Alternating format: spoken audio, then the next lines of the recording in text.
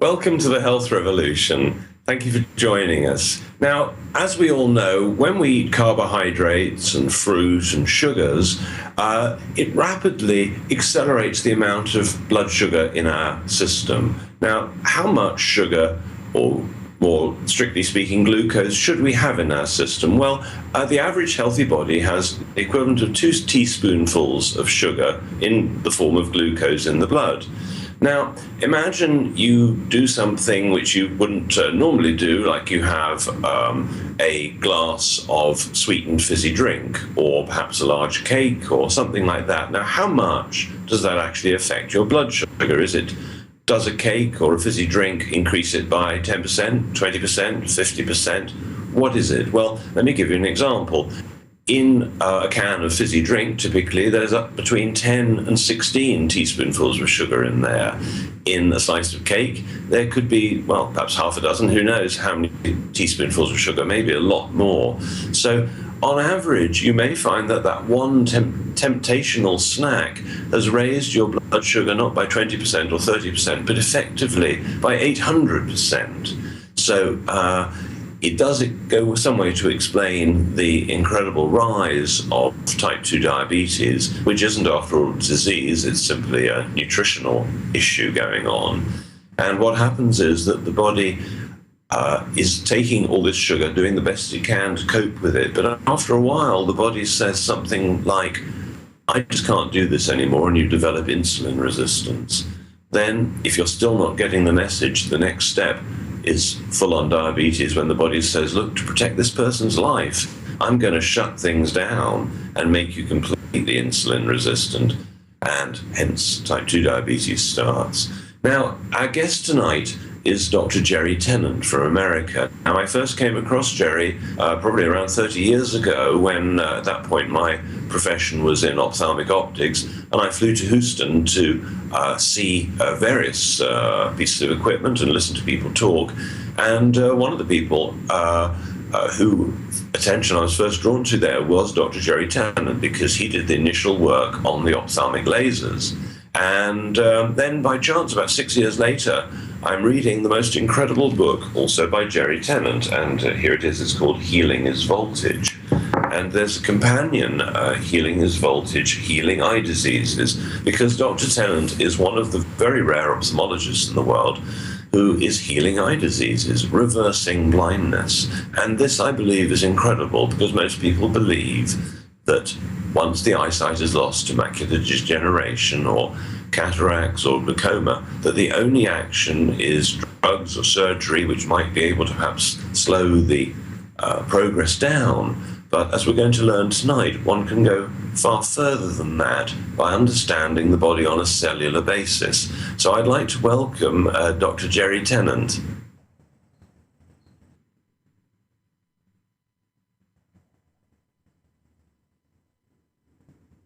Can you hear me? Yes, we can hear you now. There we go. Thank you very much. Can you hear me now? Yes, thank you so much for joining us. So perhaps you'd like to tell us how you came across your current set of ideas, which are doing so many great things for people. Sure. With your permission, I'd like to share with you something that I learned just last week about what you're talking about. Perhaps one of the world leaders in the understanding of nitric oxide is Dr. Nathan Bryan from Texas Heart Institute in Houston. And I was with him last week, and he was talking about some of his work showing that insulin resistance is very tightly tied to nitric oxide insufficiency.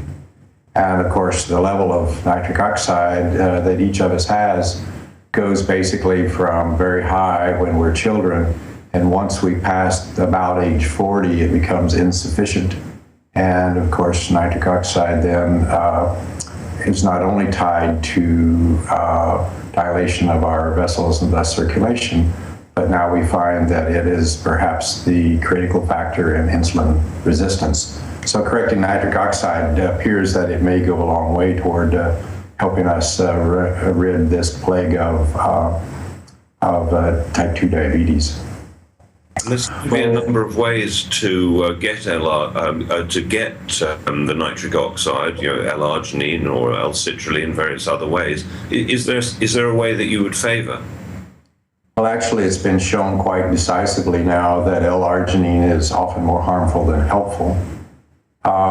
There are multiple different pathways that we take in order to make nitric oxide, but I think the most perhaps instructive example of what happens with L-arginine in people who are deficient is the study that was done at Mayo.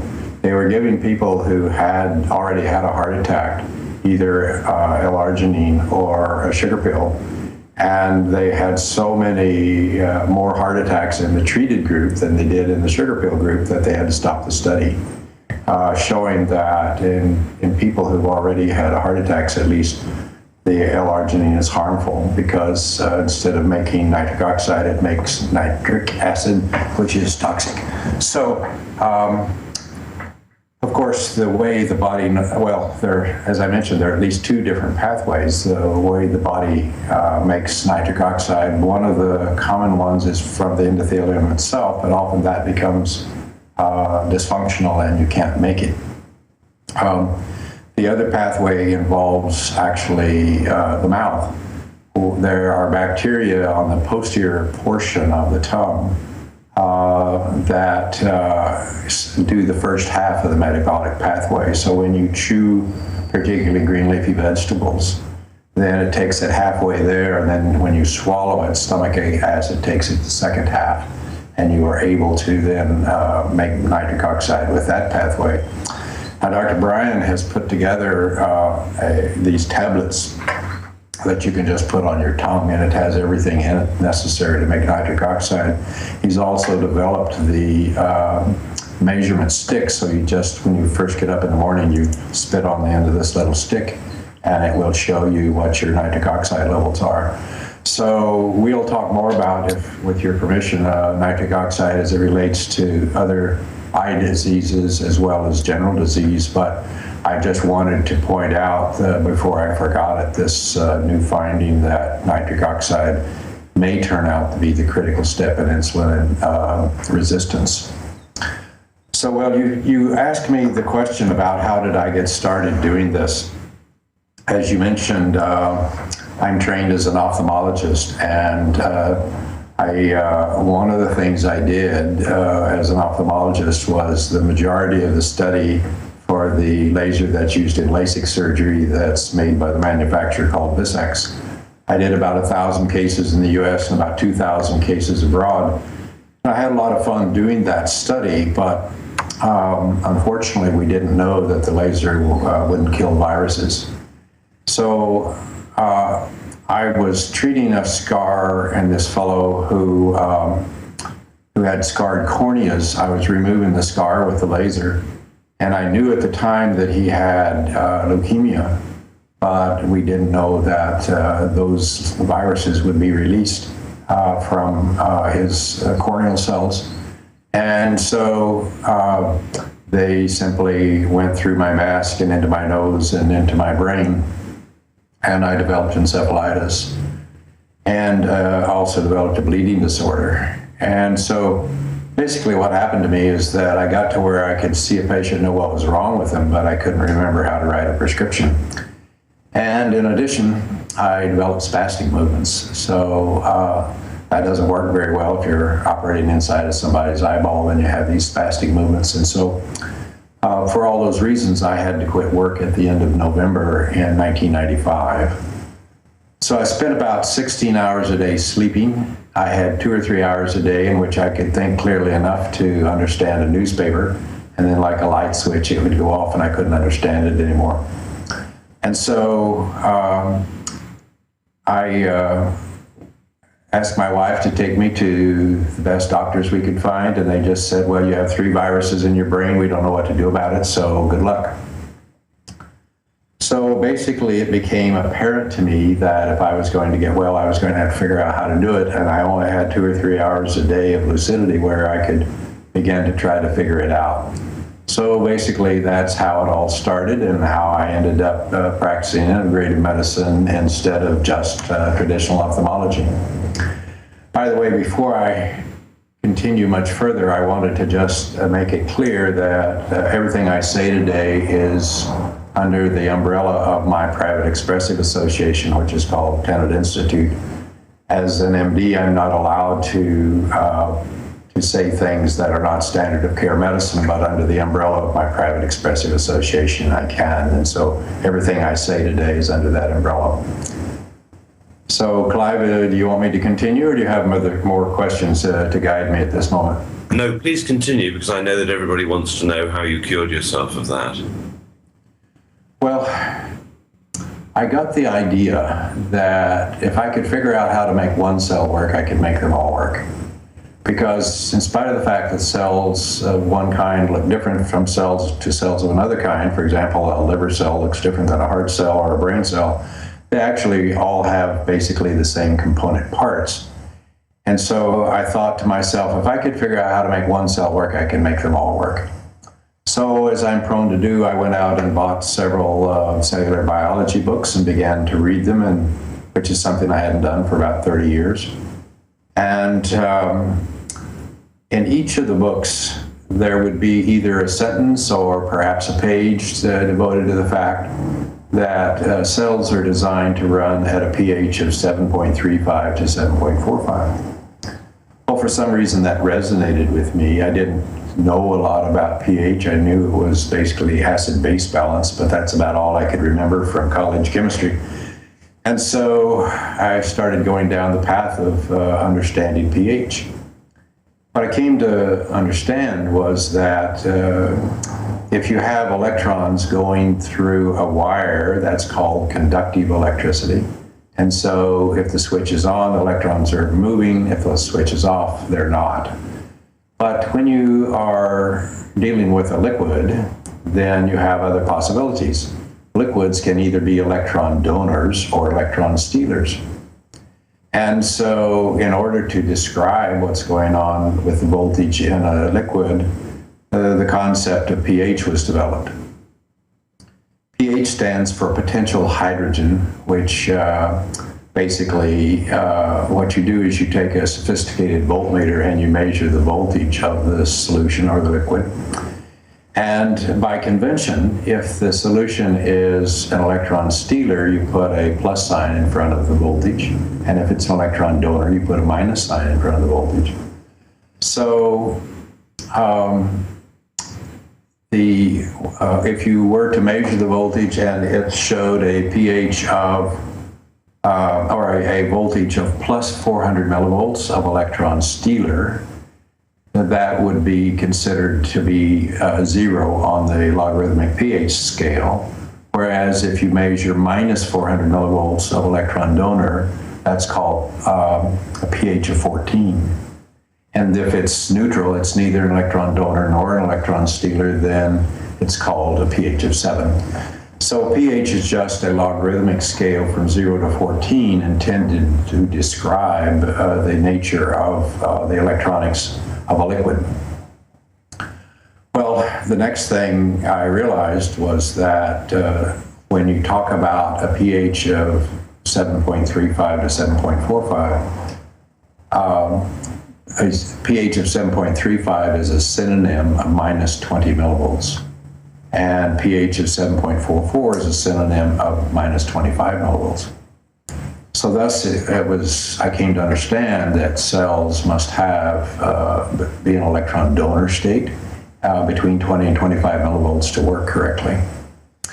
Now, sometimes people get confused because if you were to take a cell and put it into a petri dish and put an electrode inside the cell and another electrode outside the cell membrane, across the cell membrane you'll measure about minus 90 millivolts. So this cross-membrane potential is what people tend to talk about most. But again, any cellular biology book that you pick up will tell you that the environment of cells must be between minus 20 and minus 25 millivolts. Well, once I recognized that, it started me down the trail of, okay, if cells have to have voltage to work, then might that not be significant in illness? So the next thing I recognized is that to make new cells requires minus 50 millivolts. Excuse me. Excuse me. So then, obviously, the next question was, how do you measure?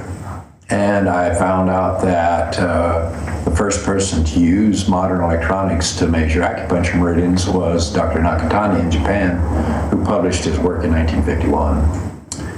And the following year, 1952, a German named Reinhold Bohl published his work, which is quite similar to Nakatani's. And so I bought Nakatani's fairly rudimentary equipment and started measuring myself and found that my brain was running at around between minus 2 and minus 4 millivolts. So now I knew why it didn't work. So obviously the next issue was, okay, what are you going to do about it? And I eventually discovered that it appeared that the Russians had developed a device with the proper frequency set to actually be able to move electrons to the cell membrane and change the voltage of the cell. So I tracked down that system, which was the original Russian Skanar device, and found that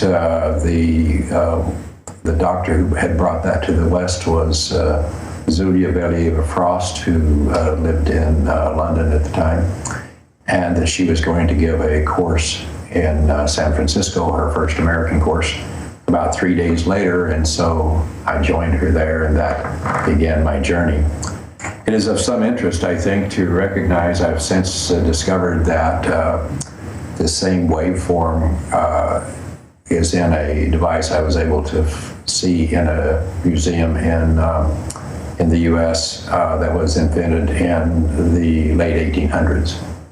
So although we tend to give Dr. Karazov credit for having developed this waveform, it appears that actually it was done a very long time ago. So nevertheless, it gave me the opportunity to begin to raise the voltage in my brain, and as I began to do so, I began to be able to think again and to not have this overwhelming fatigue, and began to get better. And so that's how my journey began. Well, that's amazing. And how long did it take you once you'd realized that pH was the answer and that Skanar was going to be the thing that helped you? How long did it take from there? Well, I was not sleeping 16 hours a day some 6 weeks or so after I began the process, although certainly it was an ongoing process that took more than a year to finally get to where I had the staying power to really feel like I was getting well. And of course, the beginning of fixing or getting my brain to start working again was only the beginning of my understanding how voltage in the body works, and that indeed is an ongoing process. So you see, this began somewhere around the late 90s, early 2000s, and here we are at 2014, and I'm still learning new things. But I'm back. I'm back to working every day. I'm back in a clinic treating patients every day, and lecturing around the world. And I'll be 74 here in a couple of months. So in spite of the fact that I'm much older and old enough to not be working anymore, I love what I do, and so I keep doing it. It's a process. And so people who have got visual problems, say macular degeneration or glaucoma, what's your advice for them? Well, in order to understand how to deal with eye diseases, you have to recognize the eye is simply part of the rest of the body. And you have to understand how the body works, because what I understand now is completely different than what I was trained in medical school. So what people don't recognize is, or at least most people don't recognize, is how frequently we wear ourselves out and have to make new cells. So you get new cells in the macula of your eye every 2 days. The lining of your intestine is replaced every 3 days. The skin you're sitting in this moment is only 6 weeks old. Your liver is 8 weeks old, etc. So we're constantly wearing things out and having to replace them. In addition to just wearing them out, there's always trauma and infections and various toxins that can destroy cells as well. So what you see is that chronic disease of any kind occurs when you lose the ability to make new cells that work. Well, that's so important, I want to say it again. Chronic disease of any kind occurs when you lose the ability to make new cells that work. So that obviously leads us to the question, well, what's it take to make a new cell? Well, I already mentioned that you have to have minus 50 millivolts of energy in order to make a cell. And thus we have to make a list of the things that affect the voltage in the body. In addition, the inside of most cells are made from amino acids. The outside of cells are made of fat. You have to have vitamins and minerals. You have to have oxygen. You have to have water. And then you have to deal with things that are toxic to cells. So if we look at that list of things, first of all, as far as voltage is concerned, one of the primary controllers of voltage at the cell membrane is thyroid hormone. Thyroid hormone T3 affects voltage at the cell membrane, and T2 affects voltage, or ATP, inside the mitochondria. Secondly, one of the main things that takes down voltage in your circuits are dental infections.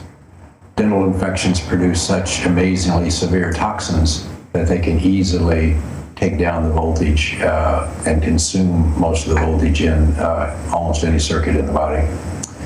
And then also you have scars. If you put a scar across one of the body's batteries, it creates a short or ground, and it shorts that circuit out as well.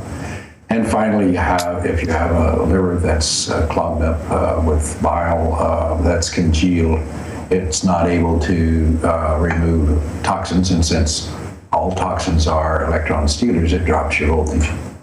So you have to look at least at that list of things.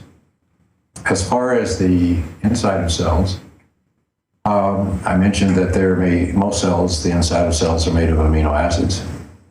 Now, the body's source for amino acids is stomach acid. So when you eat a protein, then stomach acid breaks it into amino acids, and you use those amino acids to make make new cells. If you don't have stomach acid, because you either don't have the raw materials to make stomach acid, or you're taking a drug to shut down your stomach acid production, you can't possibly be well, because you lose your source of amino acids, and thus you can't make new cells that work.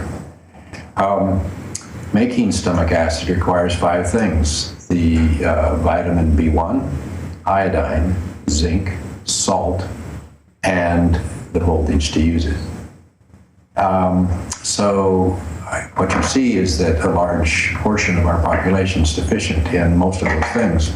It's some estimates, at least in the US, the iodine deficiency approaches 90%. Zinc deficiency approaches 80%. A lot of people are on low salt diets, which basically makes you sicker. And then, of course, if you don't have voltage, then even if you have all of those raw materials, you still can't make stomach acid.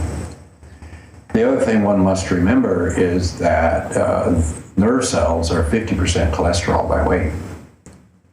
So if you shut down your ability to make cholesterol, and by the way, it's made by the liver, if you shut down your liver's ability to make cholesterol, you're guaranteed to not be able to keep your nervous system healthy, because if you don't have cholesterol, you can't make nerve cells that work.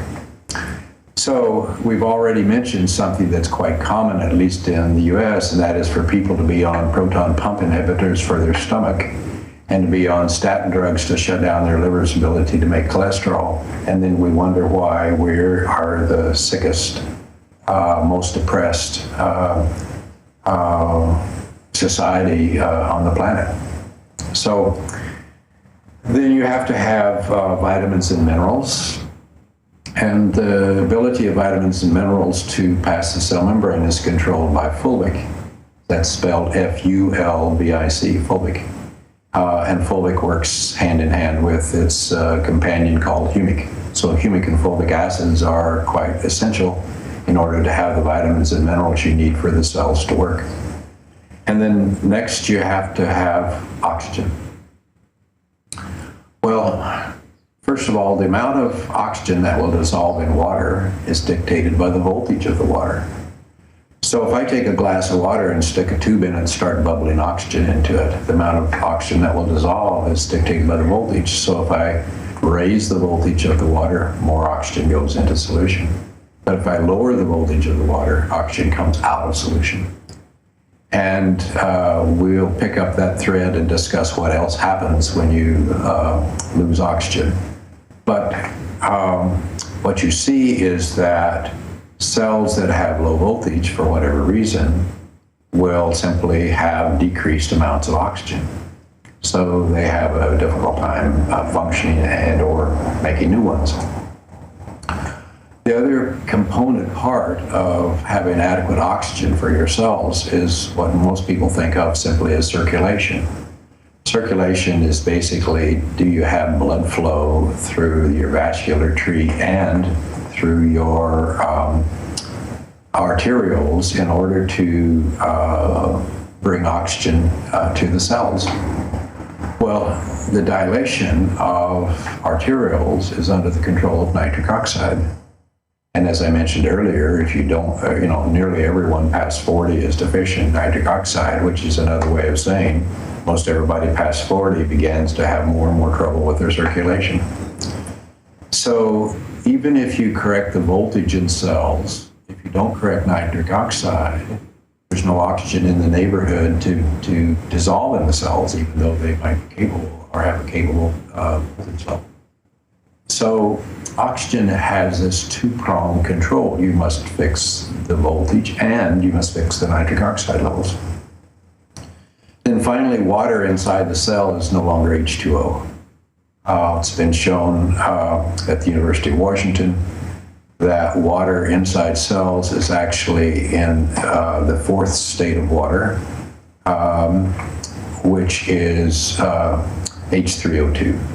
And H3O2 is an electron donor state, which is, of course, what we might predict. And so you have to drink water because the other forms of liquid refreshment have a hard time being converted into H3O2. And then finally, you have to get rid of all the toxic things that are hanging around, damaging cells. And so this is basically what you have to go through for each and every illness in the body. Now, one of the things I'd like to mention, because it's sort of critical to understanding how everything really works, is that we are a portable electronic device. The human is a portable electronic device.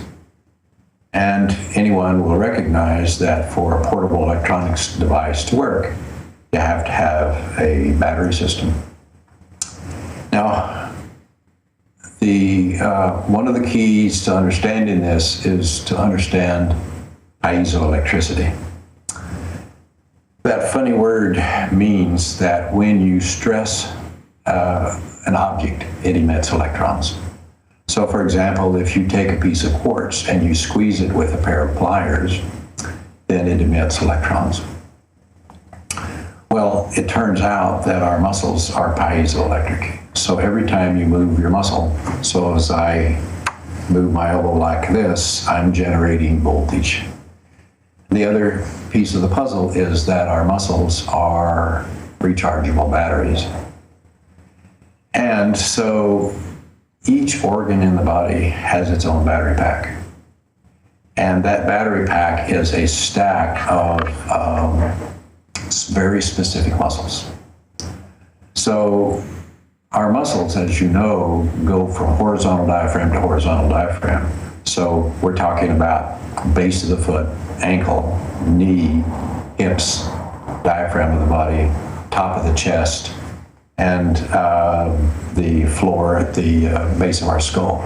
Those are the body's horizontal diaphragms, and our muscles are suspended from one horizontal diaphragm to the next one. And those horizontal diaphragms actually serve as the contact points for batteries that have a polarity of, just like any battery, minus on one end, plus on the other. So these batteries began actually either in our feet or in our hands and are stacked up. So we have a specific stack of batteries that goes to every organ. So what that means then is that as long as we keep those battery packs charged, then we have adequate voltage, not only to make that organ work, because all the cells require, as I mentioned, minus 25 millivolts to be able to work, but they also supply the voltage to make the new cells.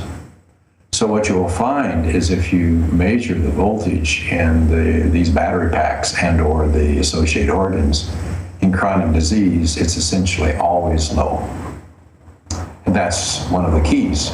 That's why I coined the term healing is voltage, because you have to correct the voltage if you're going to not only have the energy to make each organ work, but to be able to make new cells to keep that organ maintained. So the other piece of the puzzle is that people have argued for thousands of years what an acupuncture meridian is. People see them drawn as simple lines on a diagram of the body with various dots on it, indicating that those are specific points along that acupuncture circuit.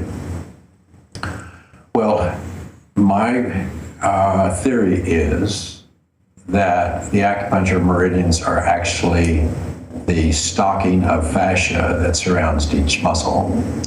Anyone who's carved a Christmas turkey is familiar with fascia. You see this glistening sheet of stuff that surrounds each muscle, and that's called fascia.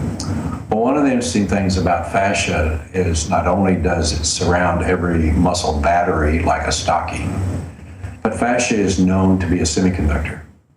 So what's a semiconductor? Well, if you assemble specific molecules in a specific order and they have extra electrons, those electrons can move quickly and easily from one molecule to the next, but they can only move in one direction. And they move quite rapidly. So electrons move through semiconductors much, much faster than a signal can move through a nerve.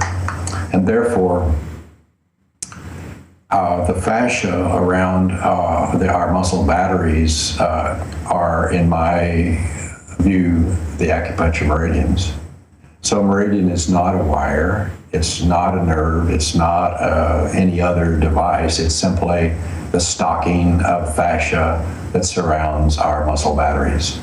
And so we have these muscle batteries that are wired together exactly like you have muscles, our batteries stacked up in a flashlight. And that supplies the voltage to each individual organ. Now, some organs, like the brain, for example, have multiple battery packs going to different parts of the brain. So, for example, the frontal lobe of the brain gets its power supply from what's called the spleen and stomach circuit. And the sides of the head here, like this, that's supplied by what's called the gallbladder circuit. And then the center part of the head here is supplied by what's called the bladder circuit. And the midbrain and the pituitary and the optic nerve are all supplied by the liver circuit. It gets really fascinating when you start thinking about these muscle batteries. For example, as I began to learn more about acupuncture, I ran across the fact that the acupuncturists believe that emotions are an issue of the gallbladder circuit. And as a traditionally trained physician, I thought, how in the world can that be? What does a gallbladder have to do with emotions? But once you began to recognize that both the gallbladder and the parts of the brain here where memories and emotions are stored have the same power supply, then it becomes quite obvious that if the power supply becomes insufficient, that you're going to have trouble with your gallbladder and your emotions at the same time. Well, we started all this conversation a few minutes ago when Clive, when you asked me about the issue about how do you treat the eye? And the fact is, you treat the eye exactly the same way you treat any other organ, no matter what's wrong with it. The first thing you ask is, what's the power supply to the organ that's malfunctioning? And then you go measure it and reconfirm that indeed it's low, and essentially it always is. So what you need to know then is that the macula of the eye, it gets its voltage from the spleen-stomach circuit. And by the way, I didn't mention to you, but there's a loop of batteries. One set of stack of batteries goes up, and one turns around and goes back down. So the spleen circuit starts in the big toe, comes up the inside of the leg, goes up, and then in the head it joins what's called the stomach circuit, turns around and goes back down to the foot. So that combination of things creates what's called a Tesla resonating circuit, which we have neither the time nor the illustration capability to talk about it on this show, but nevertheless, it creates a known electronic device called a Tesla resonating circuit. So the point is that if you have macular degeneration, you ask the question, what is the power supply to the macula? Well, it's the stomach circuit in almost all cases. So you go measure the stomach circuit, and you'll find it has low voltage every time. So then you have to ask the question, well, why is the voltage low in the stomach circuit? Which explains why you don't have the ability to make new cells to keep the macula healthy. Well, it's usually a combination of things. Most people who have macular degeneration are hypothyroid, but it's usually undiagnosed. There are many reasons that hypothyroidism goes undiagnosed, but the main one is that doctors are trained to look at the test called TSH, and it's a very unreliable test. In addition, in 2003, the American Academy of Clinical Endocrinology said that it should be 0.3 to 2.0.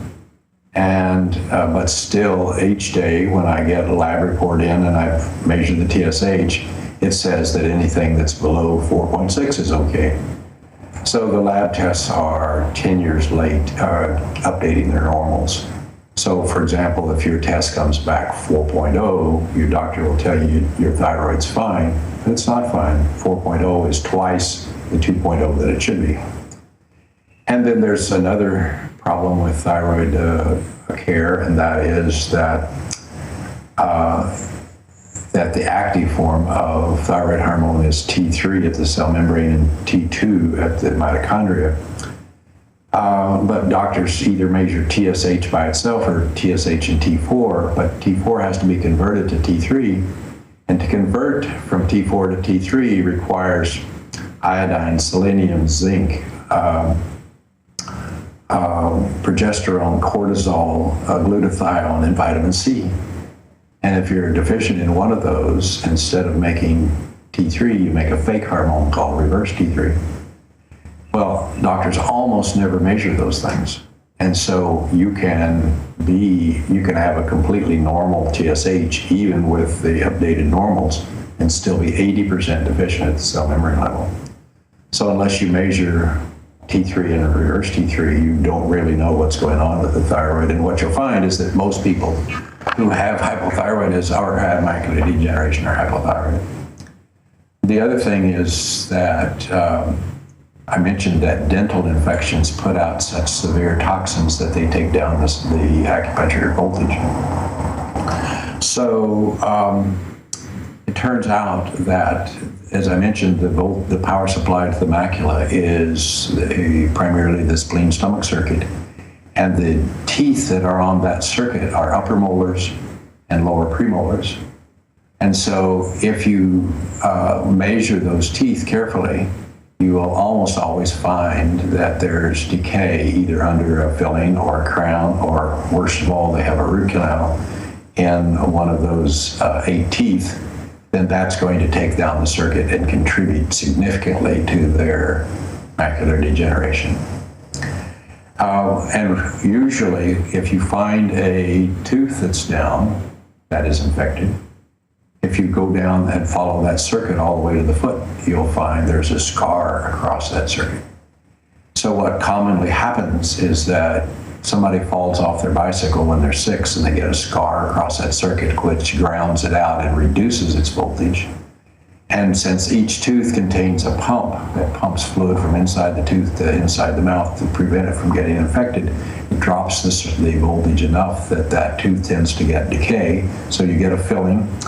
That filling lasts, on average, 7 years, and then there's infection under it, so you get another filling that's bigger, and then another 7 years to 10 years goes by, and you get another filling that's bigger, and then eventually your tooth breaks off and you get a crown, and that lasts a few years, and then you get another crown.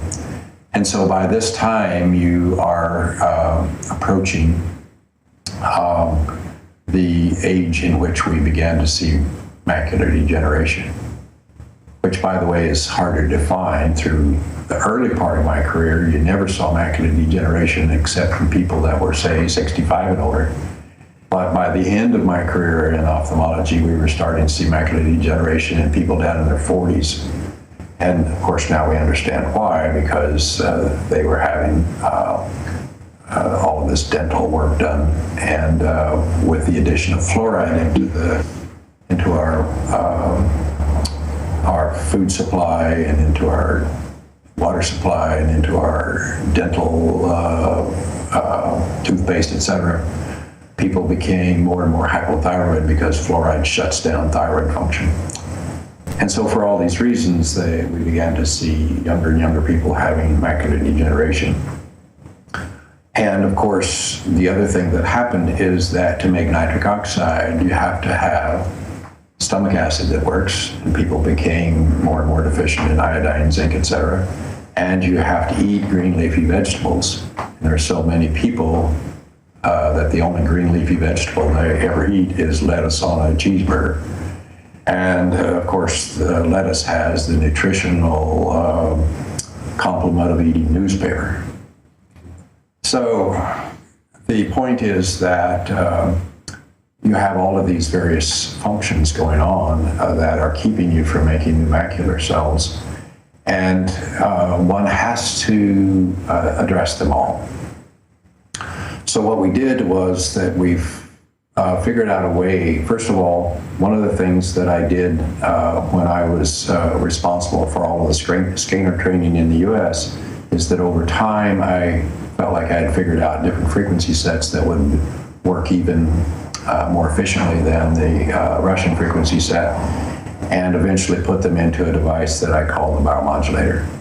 And indeed, it turns out that most people who have both units have found that the biomodulator frequency sets are indeed more efficient. Secondly, what I found was that the best way to deliver them to the macula was through a magnetic field.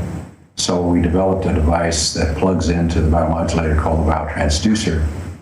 The electronics in it create a specific magnetic field with specific frequencies, and then it sends out this magnetic field along with photons from a specific light source.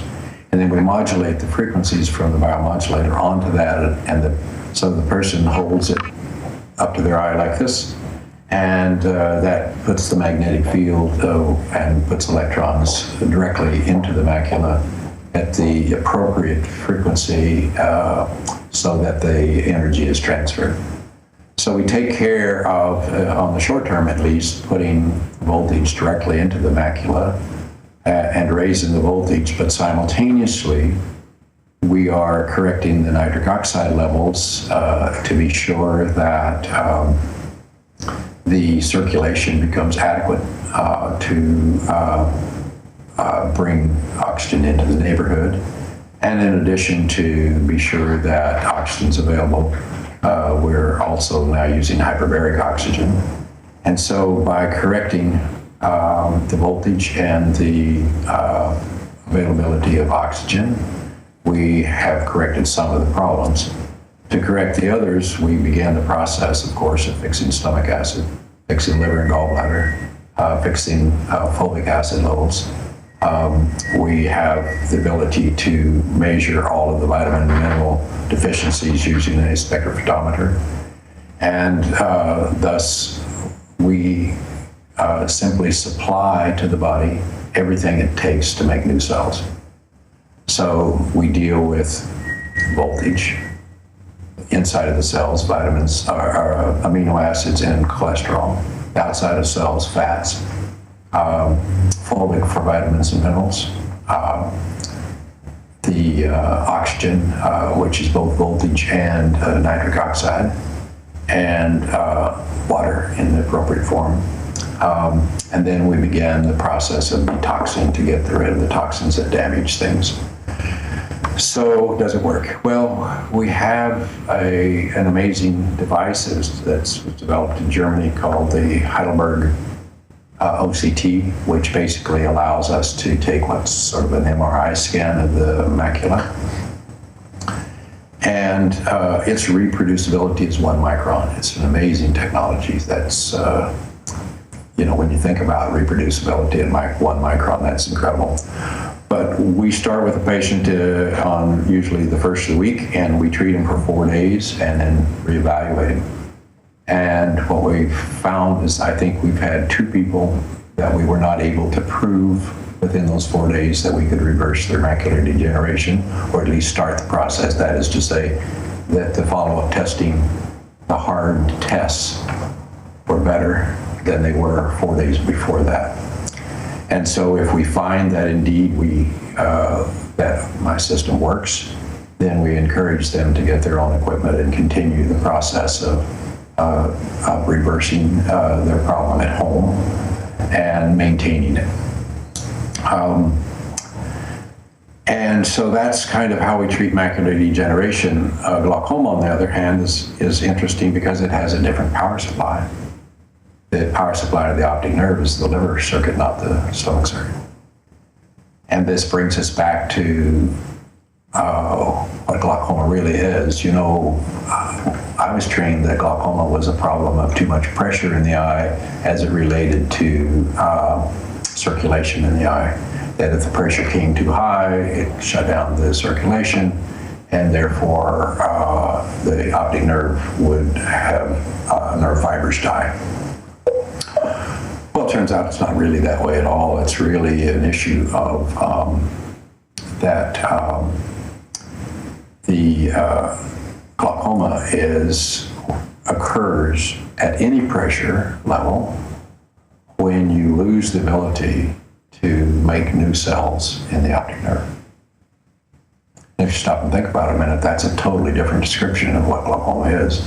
And what any ophthalmologist will tell you is we're seeing more and more cases where they have deterioration of the optic nerve function, or the more fallout of retinal nerve fibers at lower and lower and lower pressures. And what we used to consider an incredibly low pressure, now we're seeing people have progression of their disease. So you have a person who has a pressure of 12. We used to never see glaucoma, or almost never see it unless their pressure is well over 25. And now we see progression of the disease when it's 12. Well, it's because we've got all of these other factors that are inhibiting the ability of the optic nerve to repair and maintain itself. That's why we have progression of glaucoma and what we must do to fix it. Well, let's see. I've rambled on here for quite some time. There are a couple of other things I would like to share with you before my time is over. I mentioned to you that a hallmark of chronic disease is that we have low voltage. When voltage drops, I also mentioned to you that oxygen drops, because the amount of oxygen that will dissolve in a liquid is dictated by the voltage of the liquid. And cells are 70% water, and thus, when the voltage of cells drops, oxygen drops. Well, there are several other bad things that happen when oxygen levels drop. One of them is pain. Pain is simply a symptom of abnormal voltage. When voltage is high at minus 50 millivolts, because you're trying to replace cells that you've injured, you have a pulsing pain. But when voltage is low, you have it hurts all the time kind of pain. And pain will go away if you simply raise the voltage up to minus 25. But when you stop putting electrons in and the voltage drops again, the pain will come back. What you have to do is get the voltage all the way up to minus 50 so you can make new cells. And as soon as you make new cells, you've healed the thing, and now the pain is permanently gone. So pain is one of the symptoms of low voltage. The other is that inside our cells, we have a rechargeable battery system called the ADP-ATP system. When the batteries are charged up, they're called ATP. When they're discharged, they're called ADP. And the ATP batteries provide the energy for the enzymatic processes to work inside the cell. So because this is a rechargeable battery system, you have to have a battery charger inside the cell, and that battery charger is called the Krebs cycle. Now, the Krebs cycle likes to run on fats. So for every unit of fat you put into the Krebs cycle, if you have oxygen available, you get enough electrons to charge up 38 ATP batteries. But if oxygen's not available, for every unit of fat you put in, you only get enough electrons to charge up 2 of those batteries.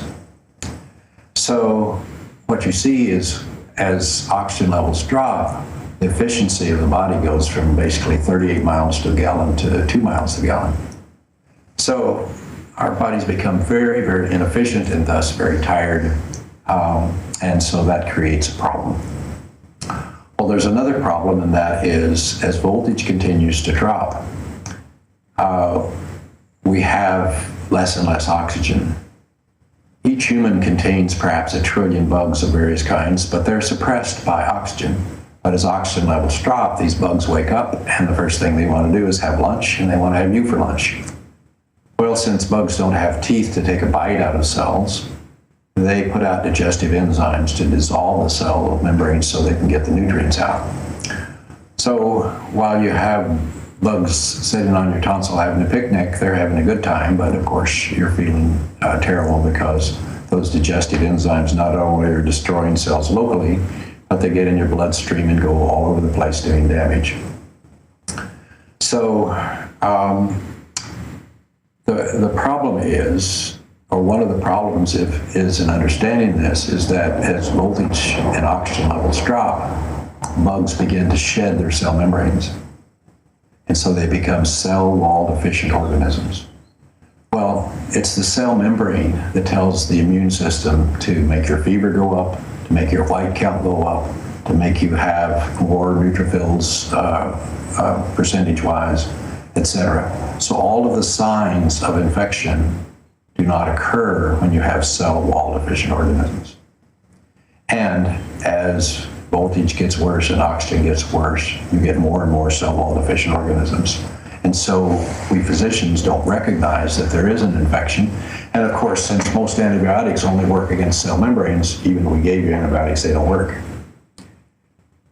About the only thing that will kill cell wall deficient organisms is either an oxidative therapy or raising the oxygen levels. Oxidative therapies are primarily ozone, hydrogen peroxide, or sodium chlorite, not chloride, which is salt, but chlorite, which when activated becomes chlorine dioxide. So these oxidative therapies will kill cell wall deficient organisms, but they're not all that will. For this reason, I don't personally believe there is any such thing as an autoimmune disease. I think all things that are diagnosed as autoimmune diseases are these cell wall deficient organisms that are putting out digestive enzymes that go someplace throughout the body and cause damage. And when we see the damage to cells, but we can't find a cause for it, we call it autoimmune. But I've taken people who have a diagnosis of lupus or rheumatoid arthritis with positive blood tests for those things, and you go get rid of the bugs, and the bugs are hiding where the voltage is low. You go get rid of the bugs, raise the oxygen levels, the bugs go back to sleep, and their blood tests go back to normal. Finally, when voltage drops to plus 30 millivolts, you get cancer. Cancer occurs when something is capable of not only dropping the voltage, but changing the polarity from minus 25 millivolts of electron donor to plus 30 millivolts of electron stealer. That's where cancer occurs. And so everything from being tired to cancer is controlled by voltage. And although we must deal with the other things that are necessary to make cells, we must deal with all the raw materials it takes to make cells. The guide that tells us where we are on that pathway is most efficiently, in my experience, voltage. Well, Clive, I think I'm about out of time. I'm going to throw it back to you and see what else you'd like me to talk about. Well, thank you so much. There's so many things on my list. What about colloidal silver with the cell wall deficient organisms? How do you think silver works? I'm sorry, a truck just went by my window and I missed what you said. With the cell wall deficient organisms, would colloidal silver cope with those? No. Right. Silver is something that does not kill cell wall deficient organism in my experience and in my knowledge. I don't think it'll work. I like silver. I think silver is one of the things that does kill some microorganism and is relatively non-toxic, but in my experience, sodium chlorite is much more effective and even usually less expensive. Yes, certainly. And you mentioned iodine, and what would you advise that people should do regarding their iodine levels? Well, I don't know about in Europe, but in the North America, there's essentially no iodine left in our food supply. And the amount they put in table salt is about 1/1000th of what you need. So I put essentially 100% of my patients onto iodine capsules. The dose that I use is basically 12.5 milligrams. I've also created a formulation that also has the B1, the zinc, we put some selenium in it, etc., so that it's much more likely to correct stomach acid, because it's my personal belief that if you have that a person without stomach acid can't possibly be healthy, and that you're essentially guaranteed to have failure of your adrenals and your neurochemicals in your brain and become depressed. And so I work very hard to try to solve that problem with this formulation that I put together. Very good. And the website that they could go to buy your formulation? The website, by the way, is actually in the middle of repair at the moment. It should be up within the next week, but it's www.tennantinstitute.com. And my name is has two N's in the middle, Tennant, tennantinstitute.com. So if you'll go up there in a week or two, you'll find that you can order these things that I've discussed if you wish. Also, on my website is a great deal of information about the kind of things we've talked about. I've tried to put a lot of information there. And of course, it's also, you have the opportunity to order my books there, or you can order them from Amazon.